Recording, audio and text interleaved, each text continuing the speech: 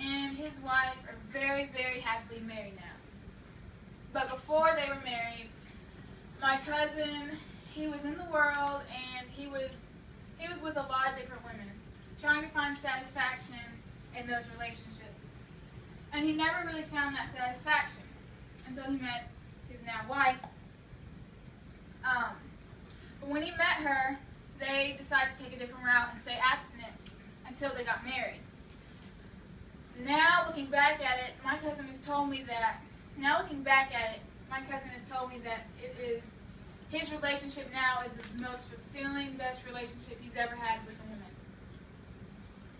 This is just one of many stories and values that can happen when you wait to have sex. There are a lot of downfalls, though, to not waiting. One of them is diseases. There is a disease known as AIDS. I'm sure you all know. And it is one of those diseases that cannot be treated. And as a matter of fact, it's fatal. And I learned that in my Human A&P book, which I'm studying now. The disease, as I know someone who had that disease, and it was awful. Like, the hurt it caused them and their family, it's just, they told me so many times that one night, that one time, it just wasn't worth it. So diseases is just a very high price to pay, in my opinion, to have sex with someone you don't even know. Another downfall is pregnancy outside of marriage. While I think that children are a blessing, I have a nephew and he is just my joy and a lot of my happiness. But to other people who get pregnant outside of marriage, some of those kids are not so fortunate. Statistically, the world is against them. Three things that are common in kids who come from single homes. Number one, by the age of 17, they will end up incarcerated. Secondly, academically, they will do very poorly.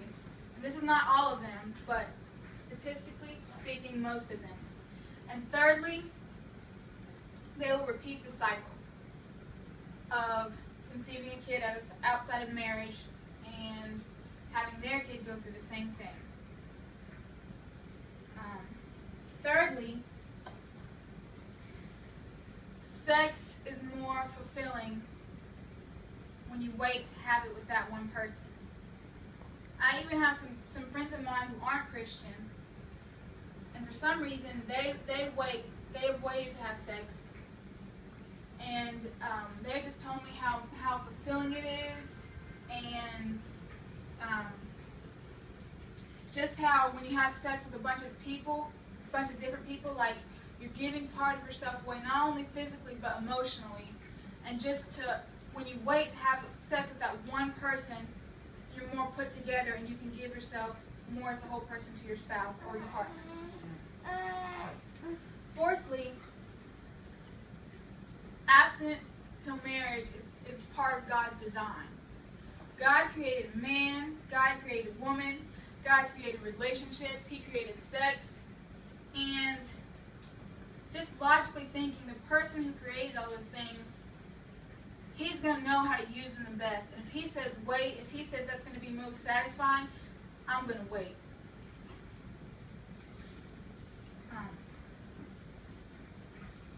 A couple I know that are dating now. She's my really good friend, Stephanie and Josh, and they're not married yet, but they've decided to wait. And just watching their relationship, I can see how much joy is in there, and it's easier, it's less pressure. There's so many benefits to waiting, and their relationship is a perfect example and picture that I look at to see.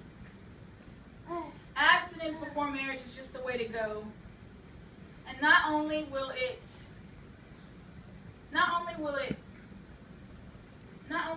make, I think it'll make the world a better place, but more people will have jobs. From my speech, more people will have jobs, less people will be, not more jobs, but better jobs. They'll have better jobs, and less people will be incarcerated, and more kids will have mommies and daddies and that's a small part, but I